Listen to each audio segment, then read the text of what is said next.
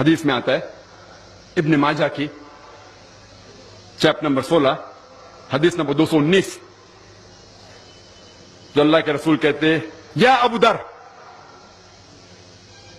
تم اگر ایک آیت کو سمجھو گے وہ 100 رکعت نفل سے بہتر ہے.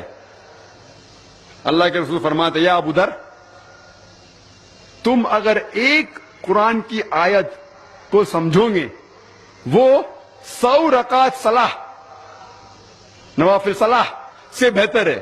اور ایک رکعت میں کم از کم سورہ فاتحہ تو پڑھنا چاہیے آپ کو.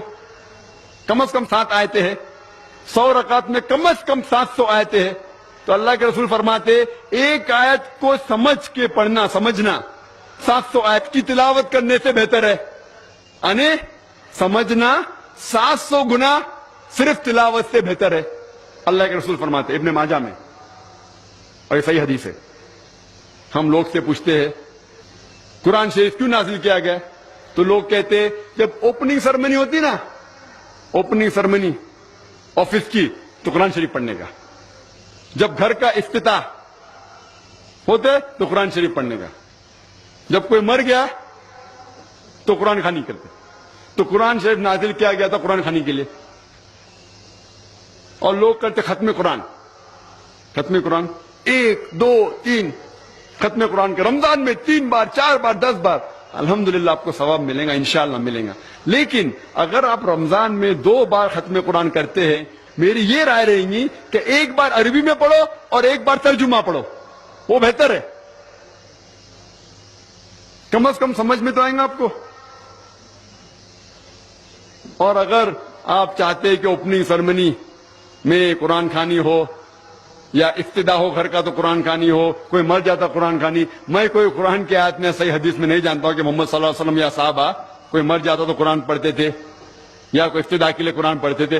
اگر آپ کو قرآن پڑھنے کا ہی ہے تو میں یہ کہتا ہوں کہ آپ قرآن اگر پڑھتے ہیں 100 مائل کی سپیڈ کے اوپر 30 لوگ کو بلاتے اور 1 گھنٹے میں ختم کرتے تو میں کہتا ہوں کہ 2 گھنٹے کے لیے بلاؤ. عربی بھی پڑھو ترجمہ بھی پڑھو. نہیں تو 30 کے بدلے 60 لوگ کو بلاؤ. ایک آدمی اگر 1 پارا پڑھتا ہے تو ایک آدمی کو بولا آدھا پارا پڑھو عربی میں اور آدھا پارا ترجمہ پڑھو. کم از کم وہ قرآن تو پڑھنا حدیث میں لکھا نہیں لیکن کم از کم اگر آپ ترجمہ پڑھیں گے تو آپ کو علم تو حاصل ہوگا اور انشاءاللہ کچھ چیز کے اوپر عمل تو کریں گے. تو قرآن کو سمجھ کے پڑھنا بہت ضروری ہے بہت ضروری ہے. اور ایک مثال میں پیش کرتا ہوں کہ اگر آپ فرانس جاتے ہیں ایک ڈگری حاصل کرنے کے لیے BSc کی ڈگری. آپ فرینچ نہیں جانتے آپ کلاس اٹینڈ کرتے ہیں. کلاس اٹینڈ کرتے ٹیچر استاد آپ کو پی دیتا ہے پریزنٹ. بولتے ہیں حاضر ہے تو پی لکھتا ہے present P four present English میں پریزنٹ. آپ پورا سال پریزنٹ رہتے پی ملتا ہے آپ کو آپ خوش ہے. جب ایگزامینیشن آتا ہے تو کوشچن پیپر سوال کا جو پیپر ہوتا ہے وہ آپ کو فرینچ میں ملتا ہے. آپ کو فرینچ نہیں آتی آپ کچھ سمجھ نہیں سکتے لیکن ایگزامینیشن میں بھی آپ کو پریزنٹ ملتا ہے پی. کیا آپ جواب دے سکیں گے پیپر کا؟ آپ کچھ سوال ہی نہیں سمجھے تو جواب کیا دیں گے؟ تو یہ پی جو ہے وہ پریزنٹ کے لیے پاس کے لیے نہیں. آپ ایگزامینیشن میں فیل ہو جائیں گے. تو آپ صرف قرآن شریف عربی سے پڑھیں گے آپ کو پی ملے گا لیکن وہ پی پاس کے لیے نہیں ہے پریزنٹ کے لیے موجود حاضر. ہمیں غلط فہمی ہے کہ ہم پڑھیں گے تو جنت میں جائیں گے.